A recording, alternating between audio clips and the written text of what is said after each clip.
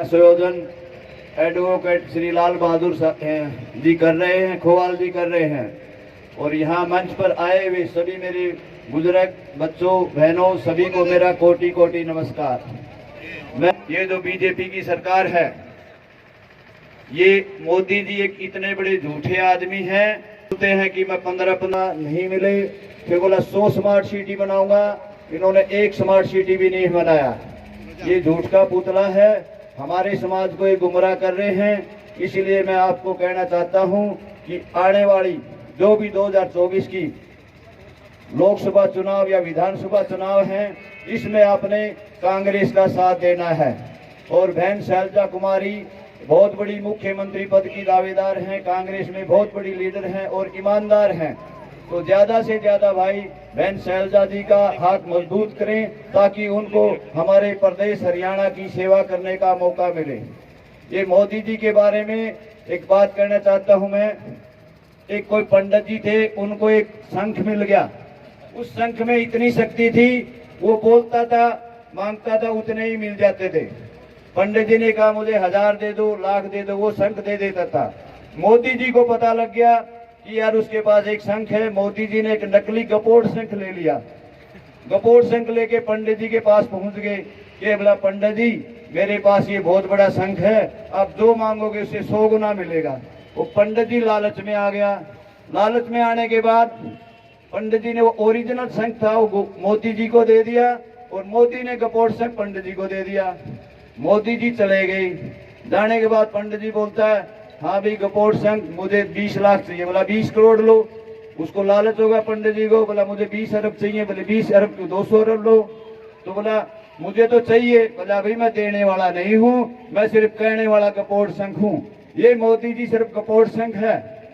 और ये पार्टी और आरएसएस हमारे समाज को जाट नॉन जाट जाति में बांट रही है और धर्म पे बांट रही है। और ये सरकार खुद दंगे करवाती है और हमारे जैसे लोगों का नाम बदनाम करती है। हमारे देश का बहुत बड़ा दुर्भाग्य है कि हमारे देश में 4 करोड़ मंदिर तो हैं और मंदिर के ऊपर अरबों खरबों रुपया लगाया जा रहा है। और मोदी जी कह रहे हैं कि देश विकास कर रहा है। विकास कुछ नहीं कर रहा। हमारे देश के 3 अरबपति मोदी जी की सह में दम्मानी जी, अंडानी जी और अंबानी जी विकास कर रहे हैं। हमारे देश को इस मंदिरों की जरूरत नहीं है, हमें शिक्षा की जरूरत है, रोजगार की जरूरत है, न्याय की जरूरत है। और ये देखो मेरे को बहुत बड़ा दुख होता है जब मैं थानों में जाता हूँ तो पुलिस नहीं, हॉस्पिटलों में डॉक्टर नहीं, दवाइयां नहीं है, कोर्टों में जज नहीं है, स्कूलों में मास्टर नहीं है। तो ये क्या विकास है हमारा। मोदी जी बोलते हैं मेरी माता बहनों मित्रों मैं देश का विकास कर रहा हूँ। ये विकास सिर्फ अपना और अपने मंत्रियों का कर रहा है। अगर देश में विकास हो रहा है तो मोदी जी कहते हैं मैं 81 करोड़ लोगों को मुफ्त में राशन दे रहा हूँ। अरे मोदी जी अगर हमारा देश विकास कर रहा है तो 81 करोड़ लोगों को मुफ्त में राशन बांटने की क्या जरूरत है। इसका मतलब गरीबी हमारे देश में बढ़ रही है। बोलो मैं सही बोल रहा हूँ गलत बोल रहा हूँ। किसी विकसित देश को भीख में अनाज मांगने की जरूरत नहीं है, देने की जरूरत नहीं है। अगर हमारे देश को जरूरत है तो शिक्षा की, शिक्षा बड़ा सबसे बड़ा धन है। हमारे देश का दुर्भाग्य है कि हमारे देश में एक भी यूनिवर्सिटी विश्व लेवल की नहीं है, लेकिन मंदिर 4 करोड़ से ऊपर हैं। और राम मंदिर में अरबों खरबों रुपया लगाया जा रहा है, लोगों को घटाया जा रहा है। उस मंदिर से आम जनता का क्या फायदा। जनता को तो रोजगार, न्याय और रोजी रोटी चाहिए, हमें मंदिर नहीं चाहिए। मैं ये नहीं कहता कि नास्तिक बनो, आस्था रखो, लेकिन आस्था घंटे की, आधे घंटे की रखो। उसके बाद कर्म करना बहुत जरूरी है, शिक्षित होना जरूरी है। अगर अपने हक चाहिए तो हमें ज्ञान की जरूरत है। हमें मंदिरों में गीता कुरान की जरूरत नहीं है। संविधान पढ़ो, संविधान में अपने अधिकार देखो कि हमारे अधिकार क्या है। हमें अधिकार नहीं मिलेंगे ऐसे मांगने से, हमें छीनने पड़ेंगे। और अपना सत्ता की तरफ बढ़ो, सत्ता ऐसे नहीं मिलेगी। मुझे बहुत दुख होता है, मैं अपने समाज के लोगों के पास जाता हूँ, कुछ लोग बोलते हैं अरे ये क्या जीतेगा, आप तो हमारे समाज के आदमी को जीतते ही मार देते हो, इससे अच्छा उसको जहर दे दो, साले को गोली दे दो।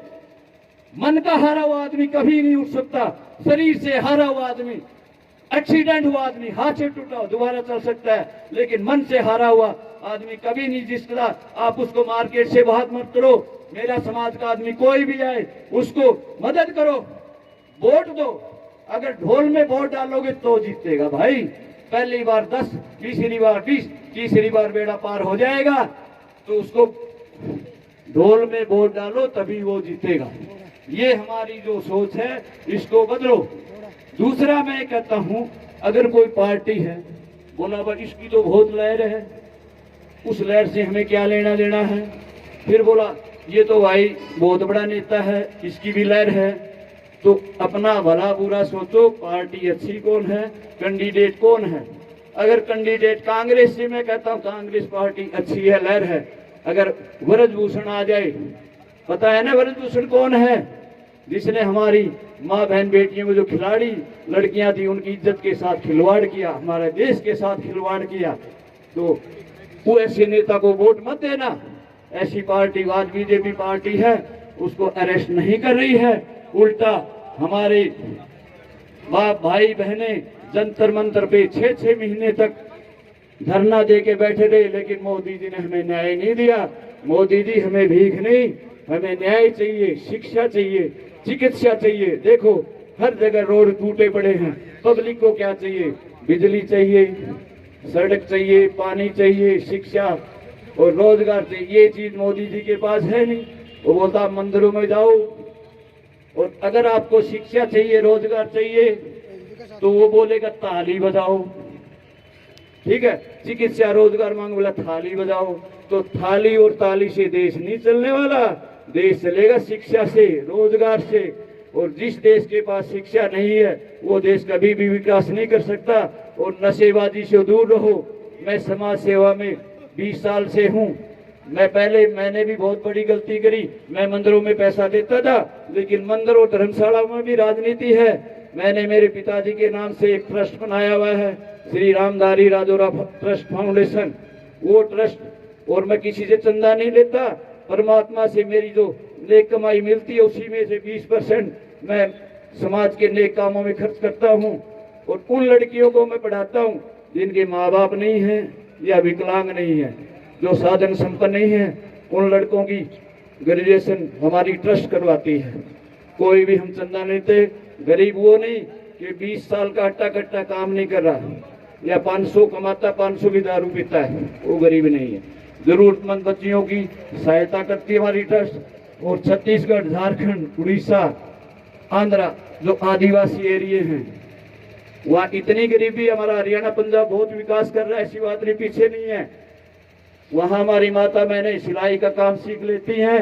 6,000 से 10,000 रुपए सिलाई मशीन खरीदने के लिए उनके पास नहीं है, हमारी ट्रस्ट उनको सिलाई मशीन देती है। और मेरे समाज का कोई भी बच्चा नशे में गिर जाता, आज जैसे पंजाब नशे की गर्त में है, हरियाणा भी इससे छूता नहीं है। कुछ लोग हमारे बच्चे चीटा के नशे में हैं, उनको बचाओ। ये नहीं कि दूसरे का बच्चा नशा कर रहा है, कल में आपका भी लगेगा। प्रशासन को बताओ, हमारे को बताओ।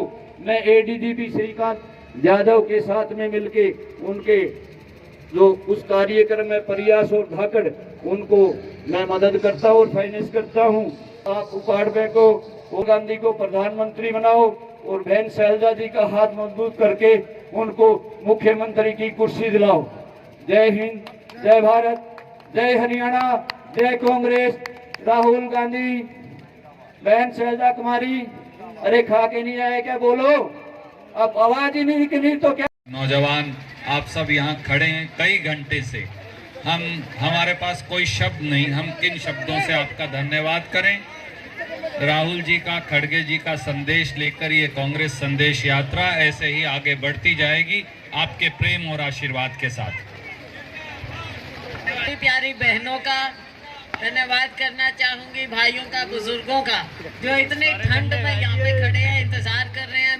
मैं जानती हूँ हम तीनों लेट हो गए हैं, रंजीत जी, किरण जी और मैं, लेकिन आप लोगों का इतना प्यार है, इतना प्यार उमड़ रहा है इतने जाडे के बावजूद, कोई नहीं उठा सकता है। इसलिए हमने अपने आप को अगर मजबूत जानना है आगे के लिए, अपने बच्चों के भविष्य के लिए, रोजगार के लिए, बहनों को महंगाई से निजात दिलाने के लिए, तो हमको कांग्रेस को लाना पड़ेगा। और यही कारण है इतने जाडे में हम भी निकले पड़े हैं, उधर से राहुल गांधी निकले पड़े हैं, 6000 किलोमीटर उन्होंने करना है। हम तो आप तो चलो हरियाणा में ही घूम रहे हैं, लेकिन उनका संदेश लेके हमने हरियाणा में कांग्रेस को मजबूत करना है और आपको मजबूत करना है। आप सब इतनी देर से खड़े हो, इंतजार कर रहे हो, मैं आप सबका बहुत बहुत धन्यवाद, बहनों का बहुत बहुत धन्यवाद। हमारा जो जाडा चढ़ रहा था ना, वो सारा जाडा निकाल दिया तुमने, धन्यवाद।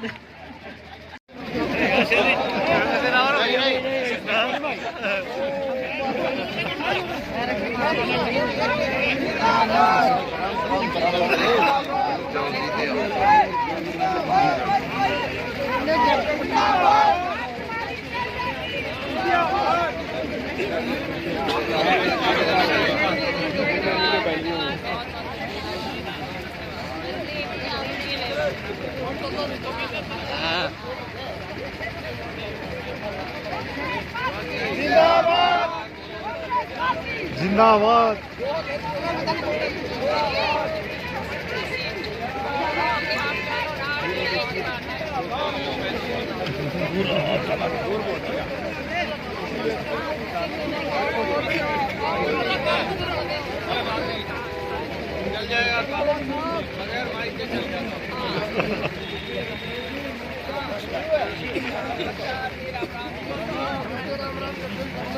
से भी विनती है, आप कृपया करके ऊपर आ जाएं। भाई एक युवा साथी इन बुजुर्गों को ऊपर ले आए, हाथ पकड़े ना रहे भाई। मंच के सामने इधर गाड़ियों के पास झंडे रखे हैं, ये झंडे और बैनर ले ले भाई। और बुजुर्ग, ये सभी बुजुर्ग ऊपर आ जाएं। आप बोलो जी। भाई बुजुर्ग जितने भी हैं, इनसे निवेदन है कि आप कृपया करके यहाँ ऊपर आके खड़े हो जाएं, कि आप ऊपर आ जाएं, यहाँ खड़े हों। और दूसरा इनसे भी निवेदन है हुए, और ये बड़ा कड़ाके की ठंड में आपके धैर्य का परिचय है। इन्होंने यात्रा के स्वागत में किया था। आपसे मुखातिब होंगे श्रवण कुमार वर्मा जी का। एक बार जोरदार तालियों से सभी साथी स्वागत करें।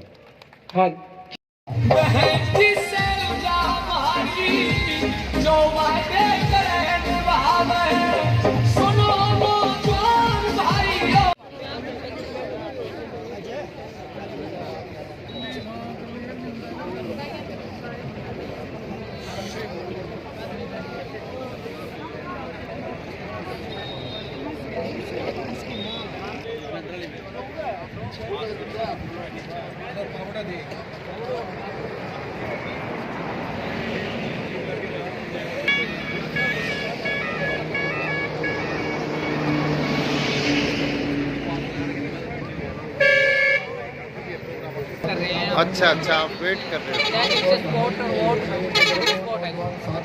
Thank you.